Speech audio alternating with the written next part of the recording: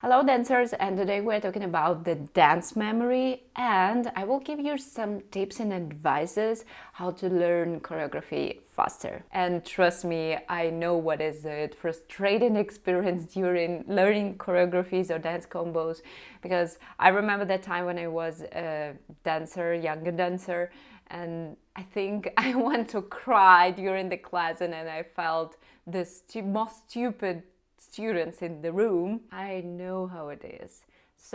But now I understand how my memory is working. I understand how I can pick up choreography faster and how to not be upset about if I can't catch something or if I will be too slow. The first thing what I want to say for every dancer in the world, just remember about that we are all different in the speed of learning. If you're a fast learner, that's okay.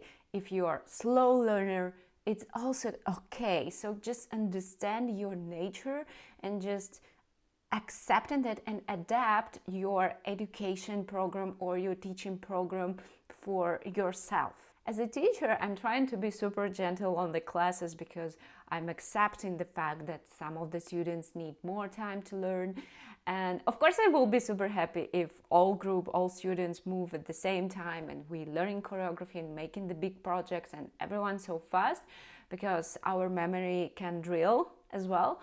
But I'm accepting the way that some of the students need more time to practice at home and to go through the combos or choreographies more than someone else in this group. So I never struggle to request from everyone like, okay, you should do in this class, in the end of the class, you should show me like examination dance just to analyze your memory speed. So I'm trying to be more adaptive for all of the students. Important fact that our brain taking information better, which is alive, interesting, imaginative, or engaging better. That means that we make the information we need to remember interesting for the brain. And to use any memorization technique successfully, we need to understand what exactly works for you and set your goals correctly. I have a memory like remember now, remember fast, but not for long-term using. That means I catching choreography really fast, like,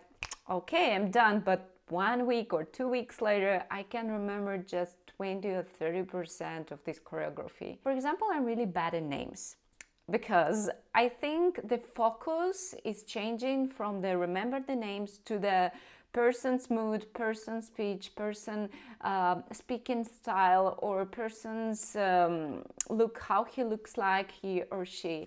And I remember everything, and sometimes I had such a good time with this person, but I don't remember his or her name. I work in it and I'm doing my best, and during the speaking I'm trying to pronounce few times the name of this person, so it's helpful, but sometimes I'm just forgetting about this technique, and like I can speaking with this person hours and hours, but in the end I like, oh my god, what is his name? Yeah, and I feel so shy in that. But please don't call yourself with it. It's okay to be not so perfect in the memory. It's just a skill, you can improve it. Well, I will share some technique which I used, and some of the technique I never used, but it was super helpful for my students. Just imagine you're in the video game and you have a new location, for example, the big house. You're going inside and you have only one chance to go through all the house and remember everything what it was inside,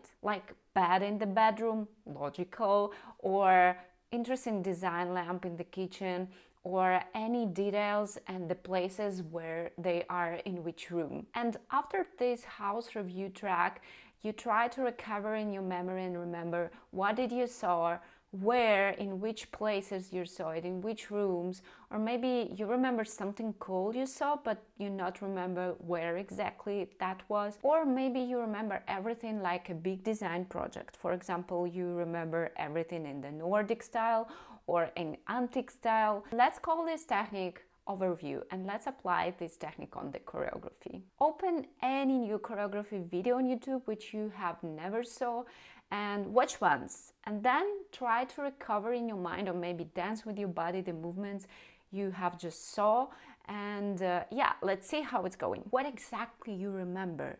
Some of the movements, or some accents, or the speed of movements, or the dance style and mood of the dancing. And here you can understand your focus and memory type, because some of the dancers can see only details, and some of the dancers watching the full imagination from this choreo or from this combination. Let's call this technique scale. Like if you're enjoying any picture from far away, you can see one thing, but if you move closer, you can see the details, or maybe drawing technique or something else. Overview and scale technique will be super helpful for self-learning dancers from the videos or from online classes, because it's more about working on yourself. Next technique will be useful during the classes for the teachers, because every teacher teach like 1,000,000 way, and every teacher pronounce the movement differently.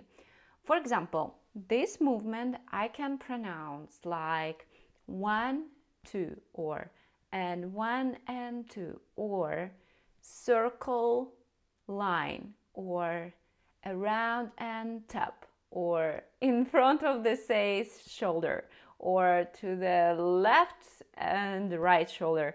So absolutely different way. So you choose the best option for you, and even if you will be different from your teacher pronunciation, you need to pronounce it in your mind one by one, movement by movement, and you can choose any option like numbers or shapes or sounds or associations or directions, or the body parts as well. And this technique calling pronunciation. Next technique, it's the same principle like previous one, but I really want to divide it. Storytelling, because it's a lot about association, and with any movement we can your own association. For example, that one can be circle, or that movement can associate with a mirror in front of you or the pretty face. And for example, if you can see this 1, 2, 3, 4, you can associate it, or you can create the story about that, like I want to protect my treasures. And it will be more effective if you will put these words on the rhythm or on the rhyme, like I want to protect my treasures, and you can combine it with the movements like I want to protect my treasures, like that.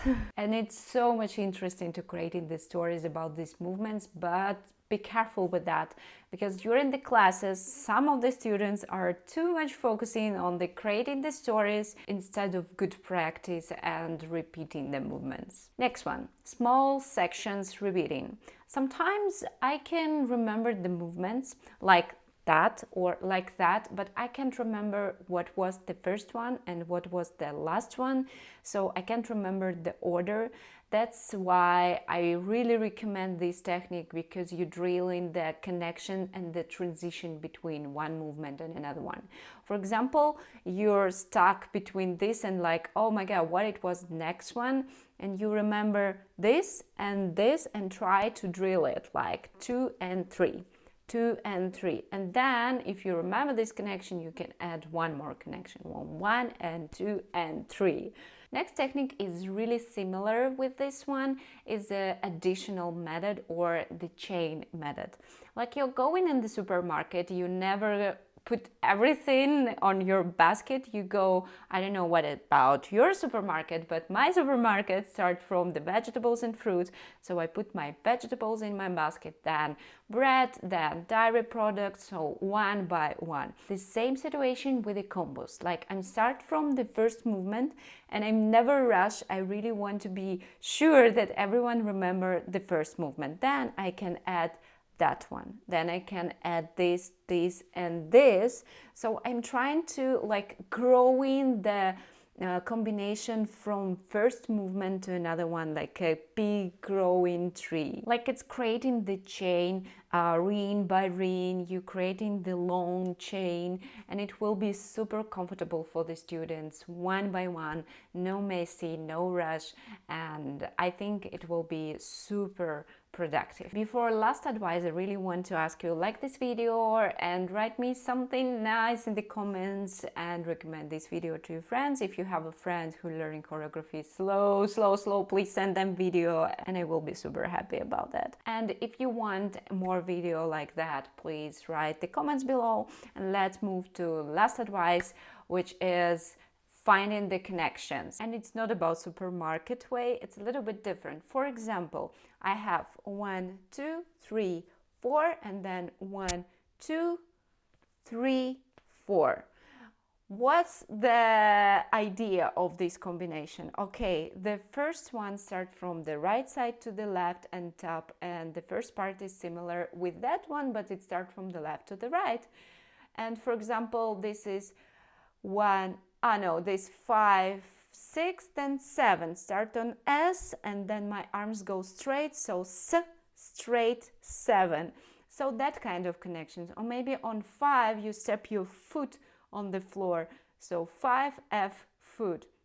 That kind of connection, or maybe it can be any association in that case. Thank you so much for watching. I hope these advices will be super helpful for your learning process and for your dance creating process, because I'm completely understand who like improvisation more. If you make an improvisation more than choreographies, it's really hard to remember your choreographies. For me, it was also challenging not so long time ago, but I believe that's not your characteristic, it's not your what you can't do, it's just a skill. Memory, it's the skill you can improve, and I wish you all the best in that way.